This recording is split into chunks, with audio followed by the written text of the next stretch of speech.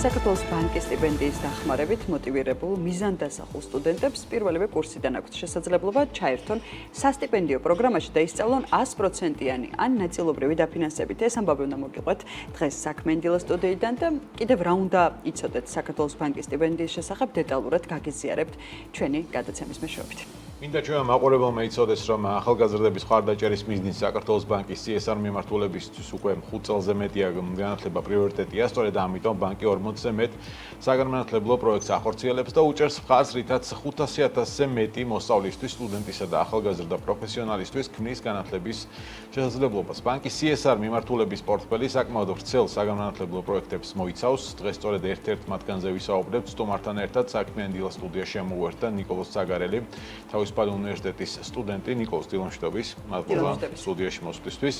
პირველ რიგში შენთვის რას ნიშნავს იყო საქართველოს ბანკის სტიპენდიანტი მოუყვეთ მაყურებელს? გამარჯობა. როდესაც რაღაც მიზანს დაისახავ და ამისთვის შრომობ, ყველაზე სასიამოვნოა, როდესაც ხედავ შედეგს და წინსვლას. საქართველოს ბანკის სტიპენდიაც ერთ-ერთი ასეთი მომენტი იყო, რომ დაინახე, რომ სწორად მუშაობ, სწორად შრომობ და ამ შრომას შედეგი მოაქვს.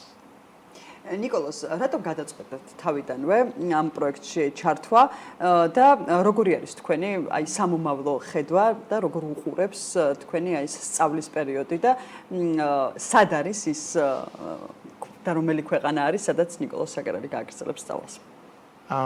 ჩართვა იმიტომ გადაწყვეტე, რომ სტიპენდიას გთავაზობენ და 1 წლის დაფინანსება არის სწავლის და რატო უნდა ჩაერთო შენი რამ მიდის და ფორმას შეავსებ. სულ ეს არის და მე შემდეგ არის ერთი გასაუბრება. გამიმართლა და მე დამირჩიეს და მე დავაფინანსეს და ეს ფული რაც დამეზუგა, ამით ვაპირებდი, რომ აპლიკაციების გაგზავნაში დამეხარჯა. ამერიკაში ვაპირებ სწავლის გაგრძელებას და სხვა უნივერსიტეტში აპლიკაციები რო გააგზავნო და რამდენიმე გამოსაწერო, საკმაოდ ბევრი ფული სჭირდება ამ ყველაფერს და ფული რაც დავზოგე სწავლაში, აქ გამოვიყენე აპლიკაციების გასაგზავნად ამერიკაში. და შედეგიც დაიდო, როგორც ვიცი, აპლიკაციების გაგზავნის. შენი გამოცდილება მინდა გაუზიაროთ ადამიანებს, ვინც ფიქრობს ჯერ არ გადაუწყვეტია ან საომავლოდ აპირებს იმას, რომ მიიღოს მონაწილეობა სასტიპენდიო პროგრამაში. რა ტიპის გამოცდილება შენ ახსენე, რომ შეავსე ფორმა, შემდეგ იყო ერთი გასაუბრება, გაგიმართლა, მხოლოდ გამართლებაზეც არ არის, ალბათ გარკვეული დასაწყისში ისაუბრე იმაზე, რომ შრომა ფასდება. რა ტიპის შრომა, რა უნდა გაითვალისწინონ, როგორი იყო შენი мотиваცია, გასაგებია, რა мотиваციას დაეყრდნონ ადამიანები, ვინც პროგრამაში მონაწილეობას ფიქრობენ? პირველ რიგში мотиваციას რაც უნდა დაეყრდნონ არის ალბათ თავიანთი მომავლისთვის შრომა და თავიანთ პროფესიაში მაღალი დონის მიღწევა.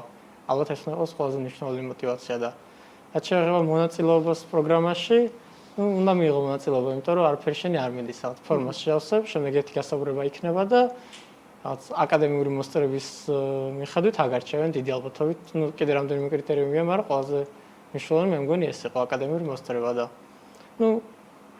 შენი პროფესიისთვის რო შრომობ, ეს თამდევიც არის, რომ შეგიძლია სტიპენდიაც მიიღო ამასთან ერთად და კაია.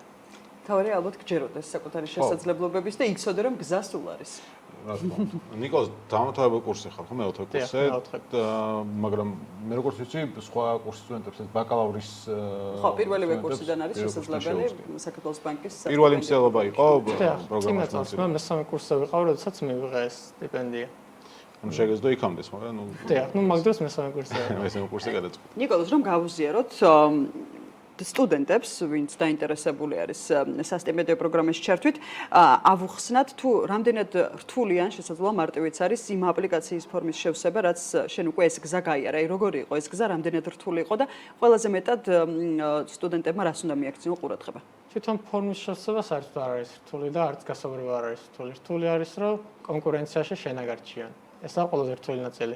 ჩემთან რამდენიმე ფაკულტეტზე არჩევდნენ ერთ სტუდენტს და მთელი სირთულე იმაში არის, რომ შენაგარჩიან და როდესაც სტიპენდია გამოცხადდება, თუ მაშინ დაიწყება მომზადებას, დიდი ალბათობით არ გამოვა, იმიტომ რომ იმისათვის რომ კონკურენცია დაჯებნო, დიდი ხანი უნდა იშრომო და წლები. და მთელი თავი სირთულე ეგ არის. ხო, კონკურენცია საკმაოდ დიდი იქნება, იმიტომ რომ აკადემიური მოსწრება შეიძლება ბერს კონდეს. ხო, რა თქმა უნდა, შენთან ერთად თავი ეს კონკურენცია დაძლევა. გასაუბრების ეტაპზე რა ტიპის გასაუბრება არის სტუდენტების რომ ავხსნათ? ერთი საქართველოს ბანკის წარმომადგენელია და ასევე ადმინისტრაცია უნივერსიტეტის და გეკითხებიან შენს მომავალ გეგმებზე და რაღაც სწავლის ინტერესებზე და ასე შემდეგ და ამის მიხედვით ჩვენც გითხოთ მომავალ გეგმებზე. ვახსენეთ აპლიკაციები, რომელიც გაგზავნილია ამერიკის შეერთებულ შტატებში. როგორც ვიცი, ერთ-ერთი თემა ყოფილდა, რას გეგმავ დასრულების შემდეგ საბაკალავრო პროგრამას. ამერიკაში ბინგტონის უნივერსიტეტის PhD-ზე ვაგრძელებ სწავლას კომპიუტერული ინჟინერიის მიმართულებით და ჩემი ინტერესი კვლევის და სწავლის არის კომპიუტერული არქიტექტურა და უსაფრთხოება და ამ მიმართულებით გავაგრძელებ სწავლას. სწავლის დასრულების შემდეგ, ზუსტად ჯერ არ ვიცი, იმიტომ რომ სწავლა დაახლოებით 5 წელი გრძელდება. იქ ჯერ მაგისტრატურის საგნები უნდა გაიარო და შემდეგ PhD-ის დისერტაცია დაიცვა. 5 წელს მერე გადავწყვეტ ხა როგორ გავაგრძელებ, მაგრამ დაბრუნებას ვაპირებ ნამდვილად საქართველოში, უეჭვადეს გადაწყვეტილი მაქვს. 1 აგვისტოში გაემგზავრები, შემაჯამებელი კითხვა რომ და ჩვენი დისკუსია ასე თუ ისე შევაჯამოთ იმ სტუდენტებისთვის, რომლებსაც სურთ, მაგრამ შესაძლოა ჯერ არ აქვთ გადაწყვეტილი პროგრამაში მიღება, მონაწილეობის მიღება, რას ურჩევდით ნიკოლოს თქვენი გამოცდილებით ამ სტუდენტებს და რატომ არის მნიშვნელოვანი საქართველოს ბანკი, რომელიც წლებია საგანმანათლებლო პროექტებს ახორციელებს და პრიორიტეტი არის ფინანსური ინსტიტუტისთვის, რატომ არის თქვენთვის ასეთი მნიშვნელოვანი და რა შესაძლებლობების გზას გიხსნით? ურჩევდი რომ დრო გამოიყენონ პროდუქტიულად და ის რომ უნდა ზოგადად თავიანთი პროფესიული განვითარებისთვის მოემზადნონ და ამავდროულად ეს კაი შესაძლებლობა აქვთ რომ წახალისდნენ და დაუფასდეთ შრომა საქართველოს ბანკის მიერ და ეგ არის მნიშვნელოვანი რომ როდესაც შრომობ შევა დიდი ხანი შედეგი ვერ დაინახო და საქართველოს ბანკის სტიპენდია ერთი ეგ არის რაც გაძლევს რომ ცოტა ადრე დაინახო შედეგი და ამით წახალისდე მომავალი მისდების ნახულობ შედეგს. აქ არის მნიშვნელოვანი რომ როგორც 100%-იანი დაფინანსება, ასევე თანადაფინანსებაში შეიძლება შემოვიდეს სტიპენდიის ნაწილი 100%-იანი იყო, ხო? ნიკოლოზის შემთხვევაში წარმატებები ნიკოლოზ ამერიკის შეერთებულ შტატებშიც სწავლის გაგრძელების შემდეგ და იმედი მაქვს როგორც ახსენე გადაწყვეტილება რომ ეს დაბრუნებას უკავშირდება ქვეყანაში და შენი შემდეგ პროფესიული სკილების გადმოტანა განვითარებას და სამსახურს არ შეიცვლება და დაუბრუნდები ჩვენს ქვეყანას. მადლობა მადლობა თქვენ. წარმატებები ნიკოლოს საგარელი თავისუფალი უნივერსიტეტის სტუდენტი და საქართველოს ბანკის პროგრამის სტიპენდიანტი იყო ჩვენთან ერთად.